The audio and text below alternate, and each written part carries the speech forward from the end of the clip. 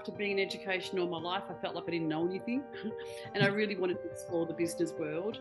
And so I moved into media sales, which actually was an accident, but it was an accident that I think must have been meant to happen because it's a very creative space where I'm working with marketing programs and integration of media programs for my clients who purchase that from me. So I'm selling. I'm head of brand partnerships now. Actually, that's what I do, and I've been doing that for the 27 years. So teaching was a really great entry into that. You're listening to Property Investor Tales, stories from the front yard. Hello and welcome to Property Investor Tales, Tales from the Front Yard, where we get to speak with people across Australia about their property investing journey. My name is Vicky Hines and I'm one of the coaches at Positive Real Estate, where I help people build wealth through property. With over 8,000 clients across Australia and New Zealand, there are some incredible stories to tell, which hopefully will make your investing journey that little bit easier and will inspire you along the way. Today, I have the privilege of chatting with Tracy Dwyer. Tracy has been in the mentoring program since 2014, and I've asked her to come onto the podcast to share some of the experiences that she's had during her journey. Tracy has built a great portfolio and has always been an extremely active member. I remember her being a regular attendee to Melbourne Mentoring, which we used to do live pre-COVID, and she's continued to attend events both in person and online. As a result, she has amassed a wealth of knowledge as an investor and has built some wonderful investor muscle. I've asked Tracy to come along and share some of her acquired knowledge and some of the learnings that she's experienced, which should help both those starting out as well as those who are some way through their property journey. Enjoy this conversation between myself and Tracy. How are you, Tracy? Hey, I'm good, thank you, Vicky. How are you? I'm very good. Thank you for coming along today. My pleasure. Awesome. So we've known each other for a while now. For a number of years. You've been in the mentoring program since 2014, is that correct? About that, yeah. Yeah, so coming up for your 10th year in the program. I remember your face vividly from back in the day pre-COVID when we used to do mentoring sessions live in the Melbourne office. You were a regular attendee, as I was back then. You've continued to do that online. We've transitioned as a business, obviously, to more of an online format, and we deliver all of our content, and we have our guest speakers all delivered online now. And I always see your name on the attendee box. Is that correct? Correct. So I've asked you to come on today because you've been in the program for so long and you've been such a regular attendee. I know you've acquired all of this knowledge over these years. You've amassed so much wisdom in the property space, and you've had learnings along the way that I know that many people would love to hear and would be able to get so much out of, whether they're at the beginning of their journey or whether they're halfway through. I think some of the learnings and the stories that you perhaps can share with them would be really, really insightful for them. So I'd love for you to share some of that with me today. Are you up for it? Hey, I'm up for it. I hope that I can help some other people. Yeah. Of course you can. So you seem to have a fantastic attitude to learning, and that is ongoing. And that's really what I want to get to the crux of today. So tell me a little bit about yourself, your professional background. I know very little, really, to be honest, about that side of you. If you care to share, where you've come from in that capacity, and a little bit about where you are at on your property journey, that'd be wonderful. Sure. So traditionally I have an education background. So I was a teacher for 7 years. But I think Jason was a teacher too, actually. I read that the other day. Yeah. And look, after being in education all my life, I felt like I didn't know anything and I really wanted to explore the business world. And so I moved into media sales, which actually was an accident, but it was an accident that I think must have been meant to happen because it's a very creative space where I'm working with marketing programs and integration of media programs for my clients who purchase that from me. So I'm selling. I'm head of brand partnerships now, actually. That's what I do. And I've been doing that for the 27 years. So teaching was a really great entry into that business. And I always thought that being in sales was the closest thing to having my own business without actually having a business. And I treat it as such, and it's very creative, and I really love it. But it's also very, very challenging. So, Mark Boris, I was listening to Mark Boris yesterday, and he was saying, business is the hardest thing you'll ever do, right? And I just chuckled to myself and thought, yeah, well, I'm as close to that without actually having one. And yeah, it's very, very challenging, but also very rewarding if you're working with a product that you have passion about and that you're aligned with your strengths and your values. So Wow. yeah, I'm in partnerships in media. So now I know that a bit more in depth about what you do for work. I can totally see how you've brought that tenacity, that that real lust for learning, for improvement, consistent improvement into your property journey world. I can totally see that now. Makes perfect sense. Thank you. So back in 2014, when you come along, and I believe you came through to find Positive Real Estate, the normal channels, which is attending a bit of a presentation and finding out a little bit more about what we do. Take me back to that time. What prompted you to join? Wow. It's interesting because I've never felt so proud of that as I am right now in this interview with you, because taking myself back into that time, I remember it so clearly. I'd been researching. I knew I wanted to be in property. I had been interested in it for a very long time before I actually jumped ahead. And I was in England for a few years, and I was even researching this market from England. Had no idea what I was doing, but I was trying to buy a property. And anyway, it didn't work out, but I got back to Australia in 2012, I think it was, and I was determined to get on the property ladder. Obviously, I've got my own home, and that was rented out while I was in England. But I was determined because I just had been wanting to do it for so long, and I was trying to do it from England, and I couldn't do it from England. And I got home and went, oh my God, I've got to do this. So I started researching and looking at different companies, went to different meetings, and I came across Positive Real Estate, looked into it, and went along to the meeting. I was really impressed with the knowledge that was imparted at that meeting, and the facilitator at the time spoke to me afterwards because I had a lot of questions, and I just joined up. I just knew I had to impart that membership fee. I did not think twice about it. I just knew, because I'd already bought a property, you see. I forgot to mention that. Right. And I knew that to buy a second property, I just felt like I wasn't equipped. Like I probably wasn't equipped to buy the first one, although I actually did a very good job of it, to be honest with you, because it ended up that property was a property that Pre was selling too, which I didn't know until I joined Pre, right? And I think, oh my God, I did really well. But going to the next step, buying my second property, I really felt that I needed more help. And so I just didn't think twice. And that money that I invested in my pre-membership paid me back big time, because I had no idea how to set my finances up for buying property.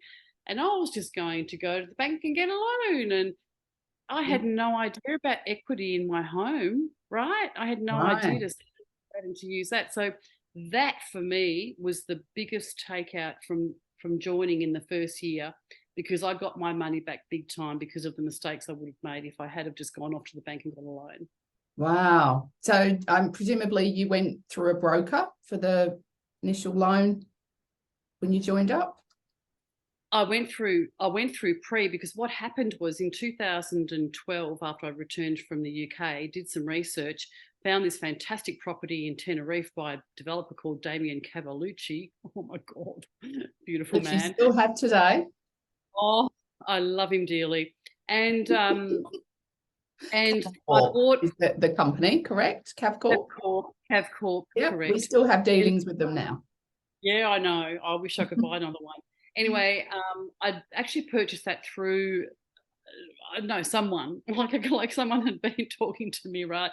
A sales company, right? And I'd researched as best as I could possibly do with the knowledge that I did not have. And, it was in Tenerife. I knew Tenerife was great. I learned about the developer. I learned about the property. I bought the bottom apartment with a courtyard, and I had 2 years to settle. And in that time, I lost my job. It took me 18 months to find a new one. So I'd been doing all this contract work for all kinds of organisations in the marketing and PR area. And funny enough, I was starting to panic because I had to settle in about 7 months and I still didn't have a full-time job. Oh my goodness, stressful. I then accepted a role that was offered to me on much less money than I wanted or deserved. But I'm actually still with that company 9 years later, and I've developed a fantastic career with them and earn a lot more money now. But I accepted the job, didn't really want it at the time. However, it ends up being something I'm beautifully aligned with. Got the job, and I settled on the property literally within 1 week of my probationary period coming to an end, and somehow the bank gave me the money, but that was through Pre. So I got the finance through Pre, who were able to somehow get me through because the bank was saying, we're not even through your probationary period yet. So, but somehow Pre managed to get it across the line within like a week or something ridiculous. Wow, I didn't know that either. I'm learning new things about you all the time. Well, that would have been very hairy. Well, if you said before, what's weird? What's one thing that's weird that's happened to you? Well, I forgot about that. Yeah, that's a weird thing that happened. Yeah. About living on.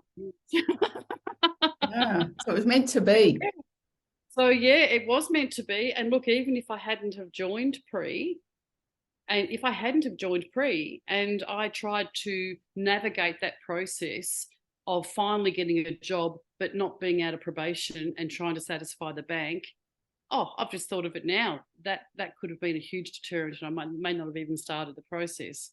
Anyway. Yeah. It's interesting when you think back, isn't it? The pivotal parts of your journey that consequently probably have led you to where you are today. But at the time, you don't realise quite how pivotal it was. Amazing. Oh, that's fantastic. Yeah. And I know you dearly love that property. So thank goodness you got it. Oh, thank you. And Damien was beautiful. I actually went up there after I'd bought the property. He didn't even have to do this because I'd already bought the property. But I went up there to visit, and he personally met me at the property, and he drove me around Tenerife and New Farm and gave me all the history of the area. Wow, this is the developer. Yeah. He personally met you after settlement, did you say? Yeah, no, before settlement, but after I completed, right, I went up there to visit the area and visit the site and all of that. And he personally picked me up with his cohort, whoever that was at the time. Excuse me. And he sits on the body corp of all his properties. So any Cavallucci property that you buy, Damien Cavallucci's name is still attached to the life of that property. And I really admired that. So I knew that he cared so much about his developments that he wanted to be all over them at all times. Yeah. It's quite comforting as an investor when you're buying into somebody who has that much passion and, protection over their own brand. You're in a good place. Absolutely. I am so thankful, and I was so lucky that I chose that as my first property, and I hadn't even joined Pre. I'm like, I did well there. Awesome. So it sounds like you had a few lessons that you learned, particularly in that experience that you've just shared. Is there any other lessons that you feel like you've acquired along the way that you'd like to share? Oh, look, I think just making sure that you have a coach, because I was lucky with my first property. But then to get my second property, I really just did not know how to go about doing that in a strategic way. And so I was able to work with my coaches, and James is still with the organisation. He was just beautiful, and we started working on my second property, which is actually in Morningside.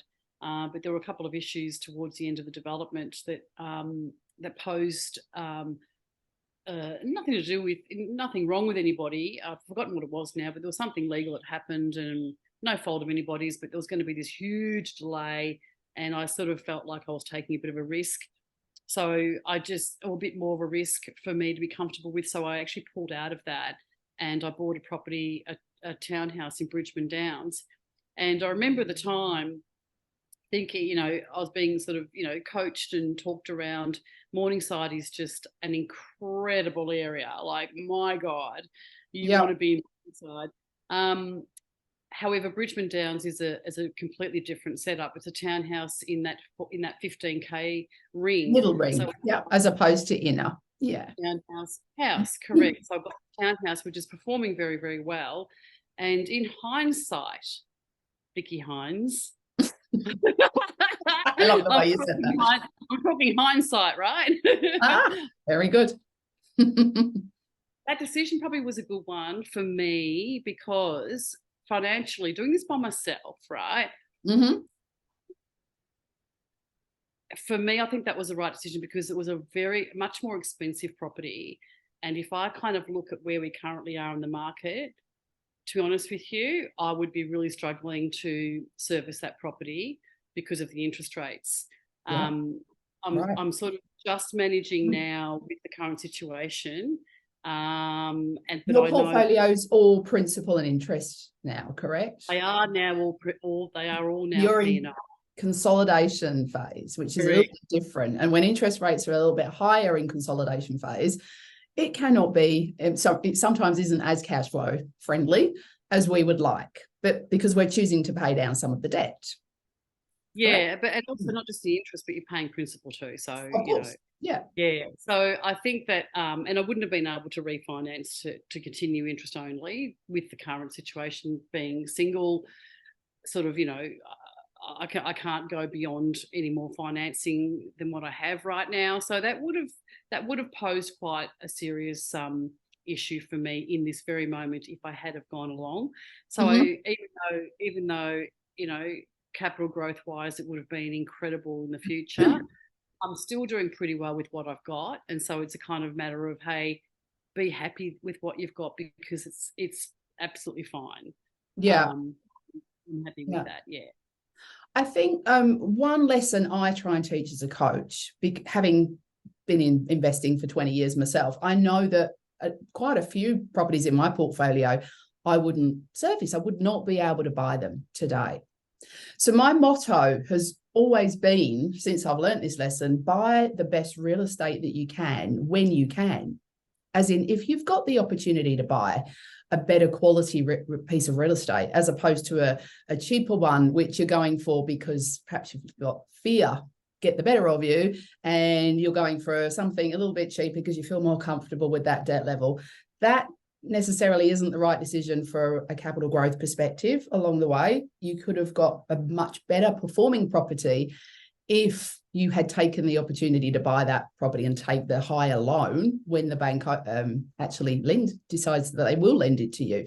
Whereas, as you know, that isn't always the case. We go through different finance cycles and we can't always buy what we want to buy. And that's, I think, exactly what you were referring to. And I really resonate that with personally. Thank you. Yeah. We've got to use our head a little bit sometimes just for perspective. And just an optimistic lens, I like to say, where we're being positively, but also be aware of where the pitfalls are and the risks are, make sure that you can manage them. Absolutely. Now, you do that beautifully, which brings me to my next question around, how awesome you are with reducing debt. You're not just a passive investor, are you?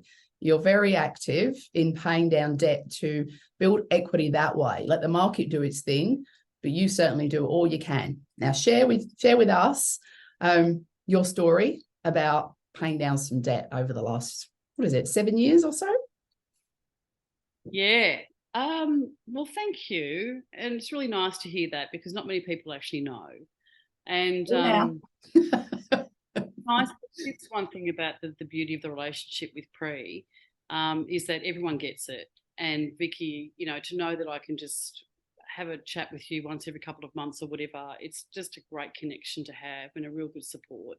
So I had an offset from my loan. This is what Pre taught me when I very first joined. I sat down with my coach and she said, right, this is your plan, 3 properties, bang, bang, bang, you're going to draw down 300K from your home and you're going to buy 3 properties and do. I went, okay. So I drew down 300K of equity from my house with my home loan. And I then, over the next 3 years, bought 3 properties. Wow. And you were very coachable. I just wanted to get out there and get the job done. Really wanted to get those properties purchased as quickly as I possibly could. I did that.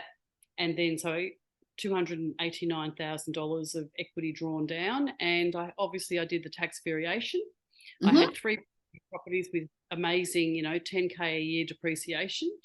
So can I just clarify what you mean by tax variation for some people that aren't familiar with the term? Do you mind sure. Well, I've only just done it again, actually.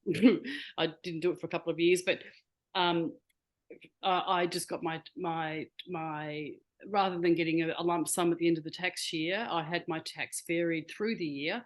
So my accountant assessed my taxable income and what I should be paying and reduced it down to about 10 or 12% tax, so that I received that differential in my fortnightly pay, which, to be honest with you,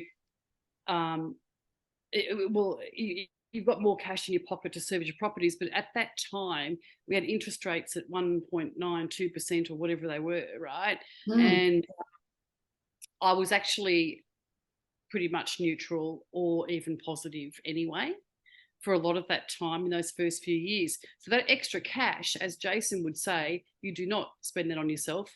Of course you deserve a holiday once a year. However, I just kept banking it in my equity loan. And so I now have $310,000 against that. So I've got about 20 grand savings in it, actually. So I've got a monthly budget on a spreadsheet and I reconcile it every single month. And I know exactly how much money I have. And I just was diligent about that. But it wasn't hard. I just do it because I'm interested in my money, right? Yeah. Have you always done that or only since investing? No, since the day I left home. Yeah, always been. I think, I left home when I was 18 and put myself through university, and I had to be very diligent about my finances from an early age. I've carried that through my life. Wow. Certainly has paid off. There's not many people that can boast paying off $289,000 in 7 years. So total cash. I'm like, oh, wow, I did. I know, it did be hard. I still have a holiday every year, but, I don't buy things unnecessarily. I eat good food. I'll buy clothes when I need them, and I don't buy crap. I go to TK Maxx and buy designer label from Europe at 50% off, right? But I live a quality life, but I just don't. I'm not extravagant. Yeah. Tell us a bit about what you've done recently. I know off camera you were telling me you'd been on the phone to the bank recently to negotiate some rates, perhaps. Yeah, so I sort of, been in this sort of, mindset of, refinancing. We've all felt the pressure of the interest rates, and we've all, as much as we have really healthy mindsets, and I'm a life coach as well, so I work very hard on my mindset. I was finding myself panicking, but I think it's a normal thing to feel that way, and I don't think we should, deny ourselves that. I think we need to feel that. And then we just need to work out how to solve it and move out of it. And so I felt that I was panicking and thinking, oh my God, I need to refinance. I'm talking to them and I'm talking to them and I'm thinking, oh, what should I do? And blah, blah, blah.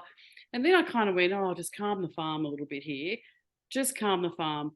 Jason was talking about get on the phone, because I listen to Jason's coffee chats most days of the week as well. Yep.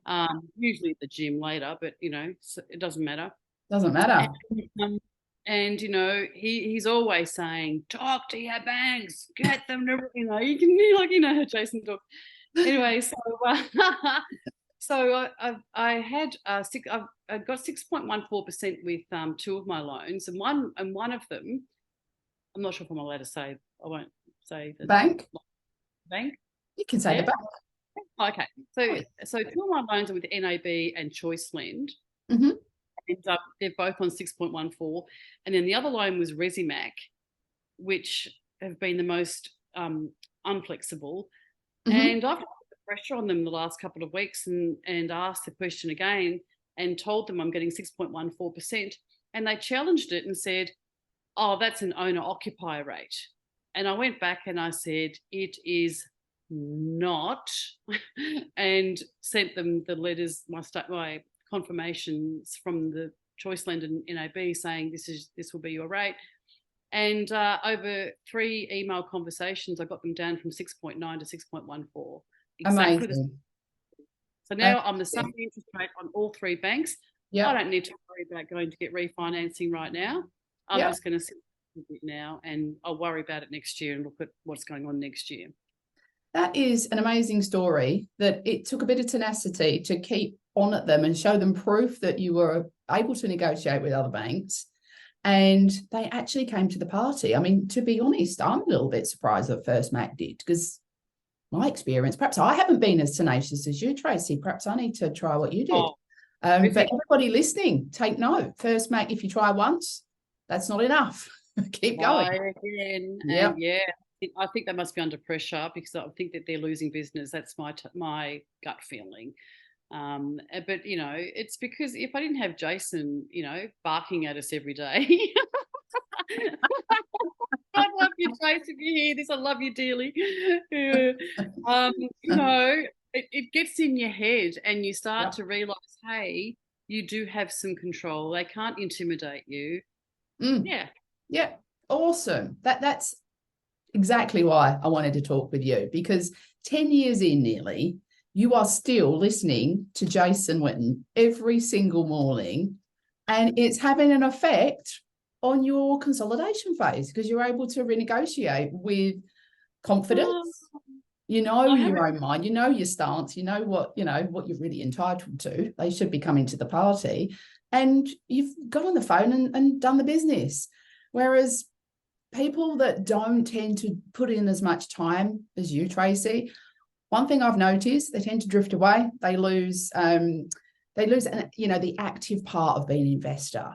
And that's where the magic happens. It's the little 1% things that you can improve on, which have and I'm so proud to be in the 1% club. So proud that the 1% club, 3 properties or more, 1% of the population. I'd love to have 7 or 8, and Jason always tries to talk about 5, 6, 7, but hey folks, I've got 3 and a home, and I'm very proud I'm in 1% club. Yeah, well, we've worked through your portfolio. Now you're in consolidation phase. I know we've had several meetings together, and I know that you love your job, so you're not in any hurry to retire yourself. But we have had a bit of an insight into the next 10 years or so, haven't we, to see what kind of income you potentially could be living on. So you're very much planning for the future whilst living for today, which is a great place to be. Yeah, and you're looking pretty good. Oh, thanks, Vic. Yeah. You're welcome. It is, I'm always interested in business. I don't have a business, and but I'm always interested in business opportunities and different ways to make money. And no hurry at all. I feel very grateful that I have something set up that will be comfortable. Awesome. So let me ask you, what do your friends and family think about your investment decisions? Well, I don't like to say too much because I don't want to come across as bragging or, that tall poppy syndrome that exists. Yep. But my closest friends know I have property, and they're very admirable of that. And when it is mentioned, which is not very often, but when it does come up, I'm always sort of putting it back to them and saying, but we can all do it. We can all do it, guys. Like, I'm nothing special. I'm lucky that I have the guidance of Pre to help me. But I think some people might think that, you must be in some cult or something, or, not cult, but you know what I'm saying? Really? Like, sometimes you say, oh, my positive real estate membership, people sort of are cynical about organisations or when you sort of get asked questions, sometimes it's hard to answer. Mm. Like talking to you today, things just sort of roll off, right? But when you try to have that conversation with someone that's not in it, it's very hard because you're mindful that they don't have the knowledge that I'm lucky enough to have.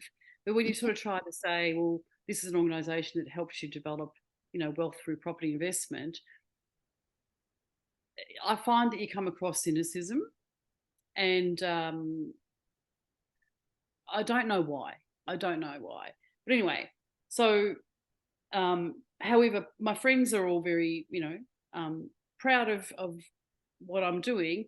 My family, well, that's another thing, and I'm sure that we all have this, right? My family know I have property, but I don't talk about it very much. Mm-hmm. But if it was to come up in conversation, I would talk about it, but I'll talk about it briefly because I don't want to intimidate anyone in my family. But at the same time, I've spoken to one of my brothers about, using coaching and pre to if he wants to move into property in the future. I think the biggest challenge for me is actually getting my daughter on the map, and she's a pre-member, but she's just not there. Mm-hmm. And so we've got a journey to go. And part of my journey over the next few years, pardon me, and I do ask Jason to do a workshop on this, on helping our kids get into the property market, is I want to gift her something as an only child, and I want to save to secretly surprise her with some cash to help her with her savings, along with her savings, to get into a property. That's your number one goal. Yeah, and I've said to her, her dad's, been sending her properties to look at, secondhand apartments in wherever, and I said to her, Jen, buy a brand new property. Do not buy a secondhand property if you're rent vesting, because she's rent vesting. Right. Yeah. Or she's renting, but she realises that she should perhaps buy an investment property. But she's listening to her dad, who's saying, oh, go buy that apartment in that suburb, whatever. And I said, Jenna, do not do one thing until you sit down with Vicky and get a strategy in place, and you buy a brand new property. That's the first thing I'm going to say to you, is buy a brand new property for depreciation. I think sitting down, when I meet with Jenna, I'd love to go through a hypothetical property that she's looking at in the secondhand world and just have a look at the cash flow versus a new one. I think for most people, that's the eye opener that they need. More than happy to do that, because the lack of depreciation generally equates to more hemorrhaging cash flow at this stage when we're in high interest rates, or sort of high interest rates where they're not low.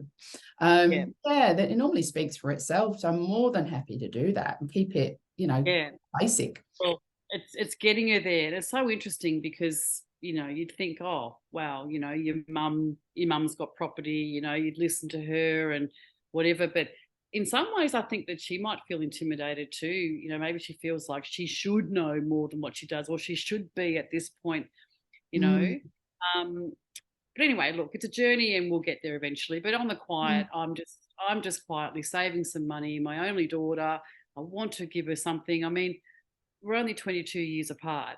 So when I, go to heaven, when I'm 85 or 90 or whatever it is, she'll be 70 years of age or 65. She won't need my money, right? Because she should have her own.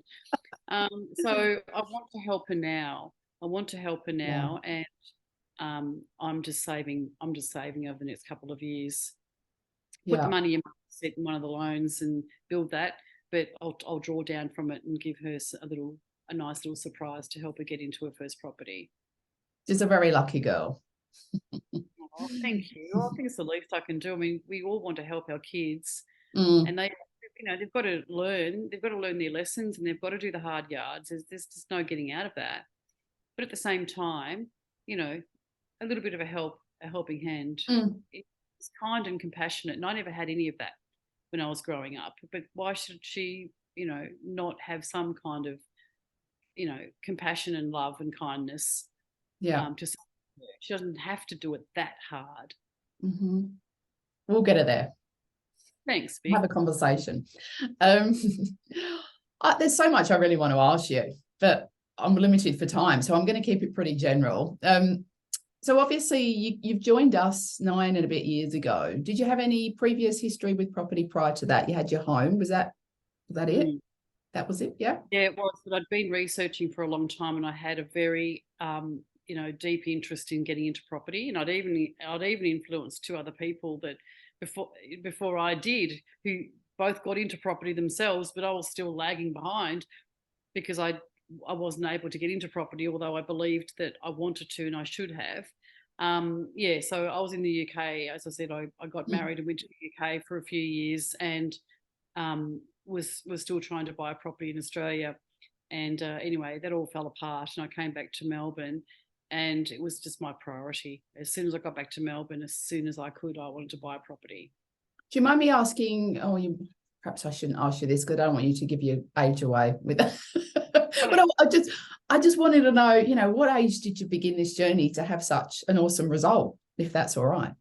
Okay, so 2012, I purchased Tenerife. So that was 11 years ago. So I was 46 years of age. There you go. 46 years. Yes, I was older, right? That was older. Yep. Yeah. Never too late, clearly. No. Absolutely not. Some people I talk to are 40. I think they've missed the boat. What would you say to that? No, not at all. The only thing stopping me from getting a property now, and I'm 57, and I don't mind saying so, is finance. Mm-hmm. So that's the only thing stopping me. But I will do some JVs and other things in the meantime to grow some more cash. Some joint ventures, with PRE. Yeah. Oh, yeah. Well, I've got no intention of going anywhere else. So, yeah, because I can make 10 or 15K out of just doing nothing for 12 months, and just goes straight into your offset.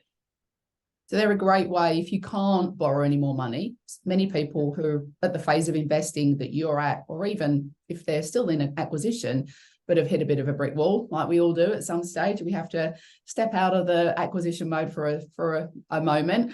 A lot of people will get involved in joint ventures, and you did one a couple of years ago now, was it? In Wynnum, and it was absolutely. Mm-hmm. Yeah, I got a really high return. It was about 24%. And so over after what period? 2 years, I think it was 2.5 in the end, a bit less, but so after I paid my interest and everything, I think it was about, I don't know, maybe 16K or 17K or something. Well, no, it might have been 18K, and then I had to pay some tax, of course. So I ended up with about 12, 14K out of that. And, that's a pretty good return when you're doing nothing. Absolutely. Yeah, absolutely. So tell us a little bit, without going into too much detail, somebody listening to this might not have a clue what a joint venture is. Was this land acquisition that you was participating in the investment of to build dwellings on the land? Yeah, it was. It was a land development. It did have dwellings that could have been part of the deal, but I just stuck with the buying into the land development, and they subdivided that land, and that had to go through a process. So I just bought into that, and then they sold the land and house developments on, of course, and then we all made a profit out of that. I was able to use the equity from the house, so I had enough equity to be able to draw that back for 2 years, and just paying interest on that one.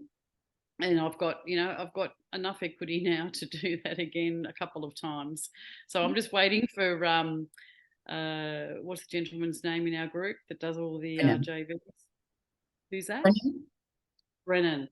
I'm just waiting for Brennan to push a few things out so I can jump on one. Yeah. Oh, he's working through it diligently. Yeah, no, it's awesome. It's awesome. And that's, real evidence that you're always pushing for what you can do. You're not just sitting back. You're going, right, joint venture, I might not be able to borrow for a property, but I can do this and I can make money that way, which, that's what it's about. You do it beautifully. So you started at 46, which you just shared with us. What would your advice be to your younger self?